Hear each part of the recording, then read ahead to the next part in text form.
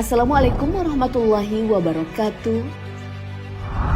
Sahabat beriman, hal yang berlebihan akan mendatangkan dampak yang buruk. Hal ini juga berlaku dalam ibadah. Islam tidak pernah membuat penganutnya kesusahan dalam menjalankan ibadah. Kita dilarang berlebihan dalam beribadah. Mengapa? Allah Subhanahu wa Ta'ala melarang kita berlebihan dalam beribadah. Bagaimana bentuk ibadah yang berlebihan? Tonton video ini hingga akhir agar tidak sesat. Mengapa berlebihan dalam beribadah dilarang? Allah Subhanahu wa Ta'ala tidak menyukai segala sesuatu yang melampaui batas, termasuk ibadah. Rasulullah Shallallahu Alaihi Wasallam pernah menegur salah satu sahabat bernama Abdullah bin Amr. Hal ini diabadikan Ibnu Hajar dalam kitab Fathul Bari Syarh Sahih Bukhari. Abdullah bin Amr pernah berlebihan dalam beribadah. Ia sholat sepanjang malam, melaksanakan puasa sepanjang tahun, dan khatam Al-Quran sepanjang malam. Dari Abdullah bin Amr dia berkata, Rasulullah Shallallahu Alaihi Wasallam menemuiku. Lalu beliau bersabda, aku memperoleh berita bahwa kamu bangun di malam hari dan berpuasa di siang hari. Benarkah itu? Aku menjawab, benar. Beliau bersabda, jangan berlaku demikian. Bangun dan tidurlah, puasa dan berbukalah. Sesungguhnya tubuhmu memiliki hak atasmu. Sesungguhnya matamu memiliki hak atasmu. Tamumu memiliki hak atasmu, dan istrimu memiliki hak atasmu. Hadis riwayat Bukhari. Alasan tidak boleh berlebihan dalam ibadah telah dijelaskan dalam hadis Rasulullah Sallallahu Alaihi Wasallam. Sesungguhnya Aisyah istri Nabi Sallallahu Alaihi Wasallam mengabarkan tentang Al-Haula'ah binti Tu'aid bin Habib bin Asad bin Abdul Uzzah ketika ia melewatinya. Sementara di sisinya ada Rasulullah. Aisyah pun berkata, perempuan ini adalah Al-Haula binti Tu'aid. Orang-orang menganggap bahwa ia tak pernah tidur malam. Maka Rasulullah bersabda, benarkah ia tidak tidur malam? Hendaklah kalian beramal sesuai dengan kemampuan kalian. Karena demi Allah, Allah tidak akan bosan hingga kalian sendiri yang bosan. Hadis riwayat Bukhari dan Muslim. Mengenai hal ini, Ibnu Hajar menjelaskan bahwa Allah Subhanahu wa Ta'ala tidak akan bosan dan berhenti untuk memberikan pahala atas ibadah yang kita lakukan. Secara umum, manusia yang cepat bosan kemudian berpaling agar tidak mudah bosan.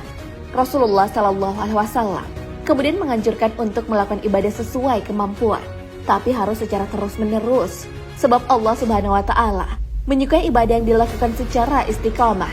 Rasulullah mencela umatnya yang berlebihan dan menyiksa dirinya sendiri dalam beribadah. Hal ini sesuai hadis. Janganlah kamu memberat-beratkan dirimu sendiri, sehingga Allah Azza wa Jalla akan memberatkan dirimu. Sesungguhnya satu kaum telah memberatkan diri mereka, lalu Allah Azza wa Jalla memberatkan mereka. Sisa-sisa mereka masih dapat kamu saksikan dalam biara-biara dan rumah-rumah peribadatan. Mereka mengada-ngadakan kerahiban, padahal kami tidak mewajibkannya atas mereka. Hadis riwayat Abu Daud. Seperti apakah ibadah yang berlebihan itu? Ibadah yang dianggap berlebihan adalah sholat malam dalam keadaan mengantuk. Hal ini sesuai hadis Nabi Shallallahu Alaihi Wasallam. Jika salah seorang di antara kalian dalam keadaan mengantuk dalam sholatnya, hendaklah ia tidur terlebih dahulu hingga hilang kantuknya.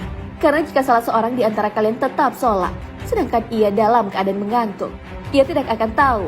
Mungkin aku bermaksud meminta ampun, tetapi ternyata ia malah mencela dirinya sendiri. Hadis riwayat Bukhari dan Muslim. Ibnu Hajar dalam kitab Fathul Bari menjelaskan, hadis tersebut memberikan hikmah bahwa dalam beribadah kita harus khusyuk.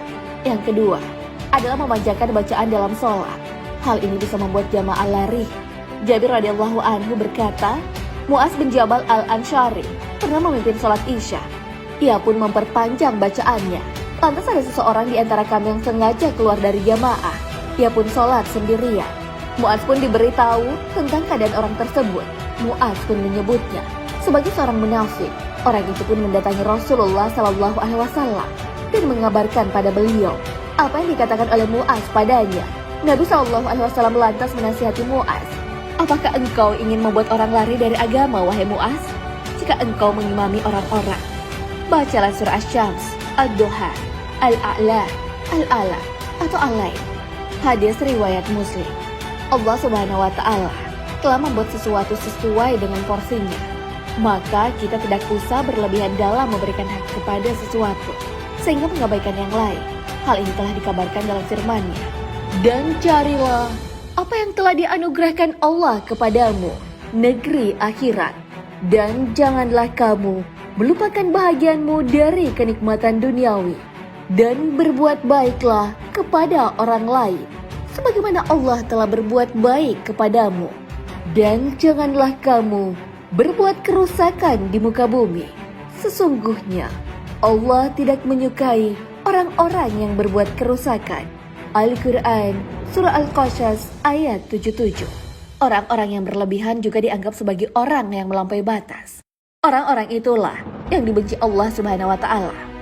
Hai orang-orang yang beriman, janganlah kamu mengharamkan apa-apa yang baik yang telah Allah halalkan bagi kamu, dan janganlah kamu melampaui batas. Sesungguhnya Allah tidak menyukai orang-orang yang melampaui batas. Al-Quran, Surah Al-Ma'idah, ayat 87.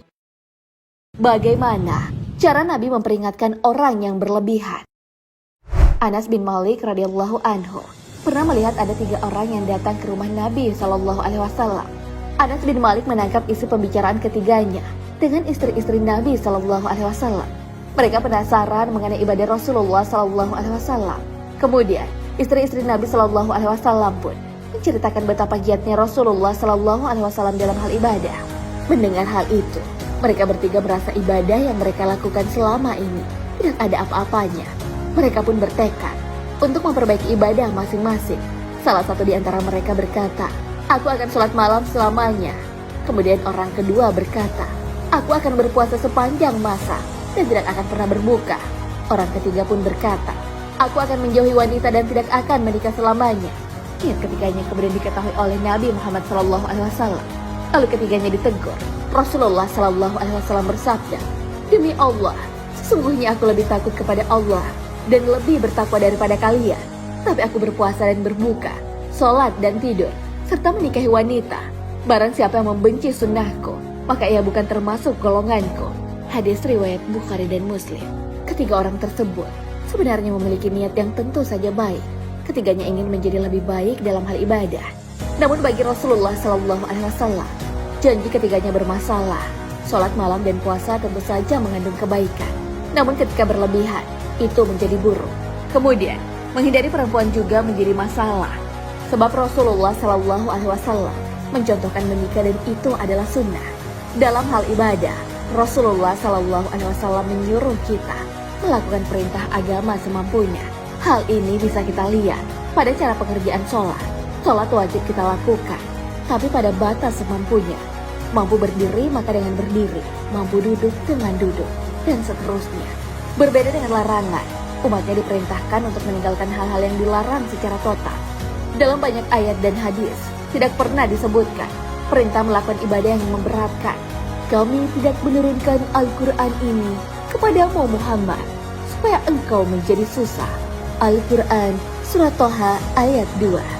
Sahabat beriman, semua manusia dan jin diciptakan untuk beribadah kepada Allah Subhanahu wa Ta'ala. Namun Allah Subhanahu wa Ta'ala dan Rasulullah SAW tidak pernah menyuruh untuk beribadah di luar batas kemampuan. Kalau kalian pernahkah melakukan ibadah secara berlebihan? Allahu a'lam bishawab. Assalamualaikum warahmatullahi wabarakatuh.